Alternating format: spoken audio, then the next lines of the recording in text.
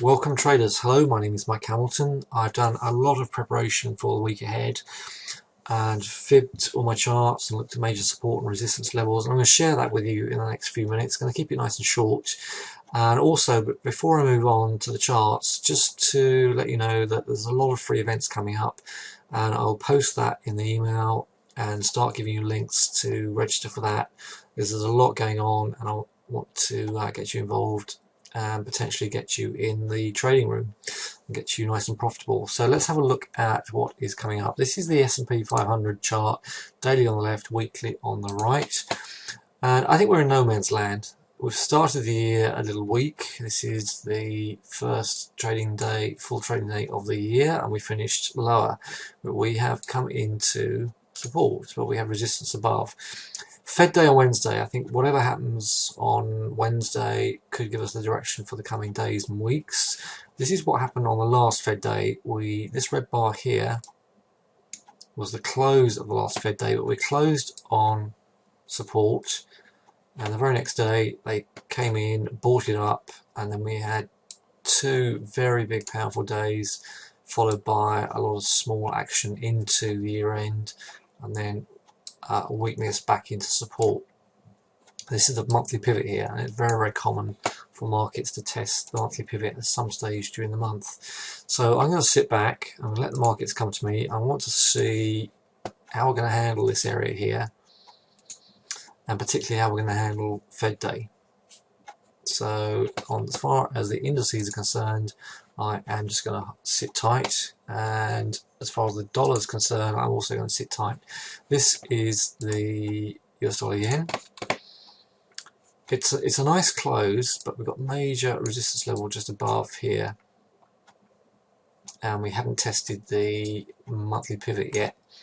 So I'm going to sit tight. RSI is highish. This is a momentum stochastic, which is still high, but potentially could come and sit here and push back up. But I prefer buying at momentum lows in a bullish market. So that's why I would love this to drift lower, come into the monthly pivot, and then if we're going to hold, then I'll buy and then see if I can get up to 122.50, a nice round number. US dollar CAD. CAD data expected this week is expected to be very weak, but any movement, that's a huge bar, so I'd love that to drift lower and sit here at 11670 and then push up. We could easily, at such an aggressive move, we could just pick up from 11750 and run. Okay, again, I will sit tight and look at that. And US dollar Swissy is very, very similar. If you look at the daily alone, when I come out, you can see how this fib level was major support, came back underneath it, closed above it, and then ran. So any pullback, ideally back down to this level here, would be lovely, which is 98.20 area, 98.20, to see if that can then push up through this major number. This is, it's so big. So I think we could flap around. I'm not going to chase the market. I want that market to come back to me. And I would very much like to see that drop and buy some weakness with the hope that that can push up. Right, chart of the week, which is going to be a feature of my commentary in 2015. Right, I think this is, let's look at the weekly first. Let's tidy this up. Right, we have blasted off. We're in a big box. Forex does this for a while. We're in a big box from pretty much 2010 till 2013. Once we came out of that box, we blasted up. And normally I'd expect the move to equal the depth of the box. Well, we're way in excess of that. That ran. So we've come down to this major support, held, and we are potentially in another box here.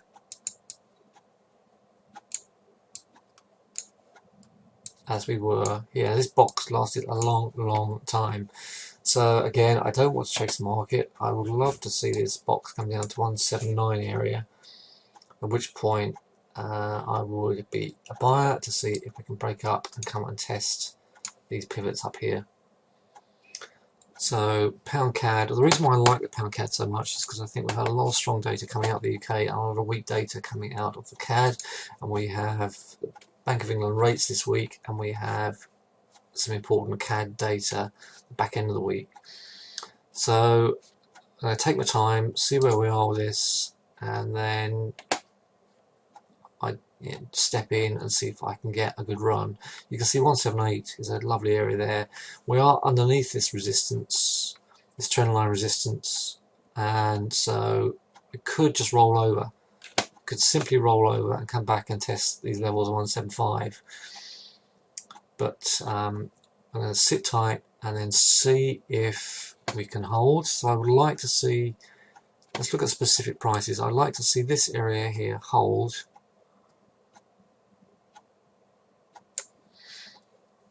And buy on this support if I'm seeing support here, and then see if we can blast up and continue that run on the pound CAD. Pound yen, let's stick with the pound pairs for now. And this has had a sell signal on the weekly. There are two big red bars there, so we are struggling at these highs. So looks if we could be heading down to monthly pivot, monthly S1 that is. If that's the case, I would look for a buy signal down at S1 to see if I can then push up. In the meantime, I'm just sitting tight. What we may do with all the data and the rate decision coming up, we may just move sideways in a little box here and then simply break back up. This is a couple of big pushes here. One, pull back, two, pull back, three, smaller move over a period of a couple of weeks, and so just going to give that time. If we start closing under here, we could again just roll over back down to major support, because if we fib this area here, this is wrong tool. We fib this area. Why is that not working? Come on.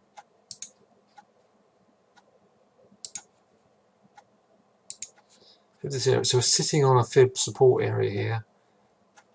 One of the fib support areas. So let's see if that can consolidate, come and touch 184 and push back up, or are we just going to come right over here, wait until the 200 EMA pushes through this 50% fibs and then run?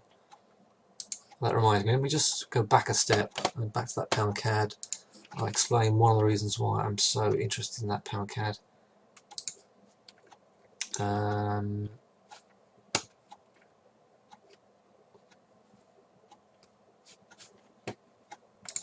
Sorry, I had the wrong chart up. For the chart I wanted to demonstrate a key area to you.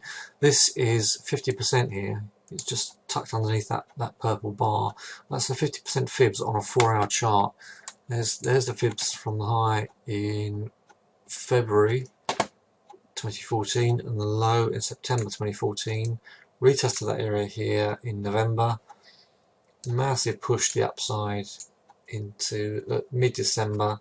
And so there we are, just sitting in this area here, around the 180, the big 180 number there, looking as if we are going to get a decision which could be a decent move. And I'm reckoning on, because of the way in which this 50 EMA is coming up, I'm reckoning that is we could come down and test 180 or lower, and then come back up and break up. Alright, I think what I'm seeing in CAD data in last couple of months is extremely weak data, and if the pound can start getting supported down there, then I will want to get in that pound CAD. I think that could be a very interesting chart. Alright, that's what look at as far as forex is concerned. Have a quick look at gold and oil. This is gold daily on the left, weekly on the right. I still think the gold could fall out of here. You've got a hammer-like bar on this major support here from, I think it's late September. But I think with increased confidence in the dollar, I think that could roll over. And we are sitting underneath the 50 MA. All the time we're sitting under the 50 MA, I would be bearish, but if we close above 1200, then expect that to come up. But yeah, if we look, we have big waves to the downside. The moves to the downside are bigger. So we're getting into an apex here. Whichever way we comes out of that area there, I think that could be a key decision maker. That's why I'm looking at pound Aussie dollar with very, very close eyes, but there's nothing there at the moment. I'll come back to that to you as and when that starts to show itself. Oil just can't hold itself up at the moment. That's a very weak start to the year. Very, very weak. I did think that we could potentially turn here in the middle of December as we came out of Fed Day, but very following week we closed lower, and we closed lower last week as well. Very weak bar. So where could we head? Let's look at the weekly fibs. So we're close on a fib level. I think most likely scenario is I think we'll dip under 50, come down to this level here. Sorry, I meant to draw it here. Ignore that.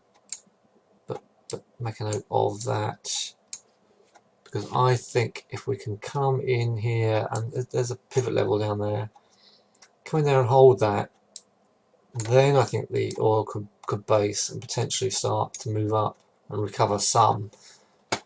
I think that's a very severe sell-off. It's under pressure from fundamentals, it's under pressure from a strong dollar. But if the US data and US economy is proving itself and China continues to perk up, I think that could find a base and move. You see there, 50.50 was the low of January 2007, second week in February 2007, which was a pivotal area here in April 09. Right, that's why I'm getting interested in oil. If that is the case, then that has a big influence on a lot of investment decisions and trading decisions on stocks as well, and I'll come on to that on Traders Roundtable. Alright, let's have a quick look at the pound Aussie, because I mentioned it just before as I was talking about gold. I think this is a massively bullish chart again. I would love it to come down to 18650. I'm definitely not holding up at the moment. Quite a lot of red bars in there, but we've just come in and tested the monthly pivot back in the last week, or Friday in fact, and so I am just going to sit tight and wait to see what that wants to do. But two huge waves to the upside. Wave 1, pull back to support. Wave 2, and I want to get in on wave 3, which I believe could come from either 18650 or 185.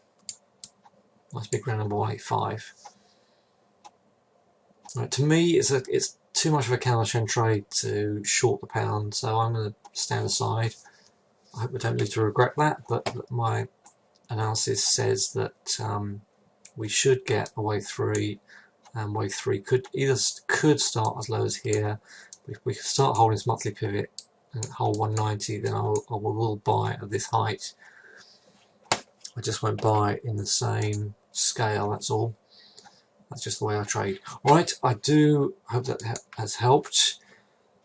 please join me for Traders Roundtable, because we are continuing the work we did at the last Traders Roundtable, finishing off my expectations for 2015 and looking at a strategy, longer term strategy for forex and stock sectors. Alright, so enjoy what's left of your weekend and join me then. Ask me for a link, contact me by email for a link if you haven't got one. Thanks, bye for now.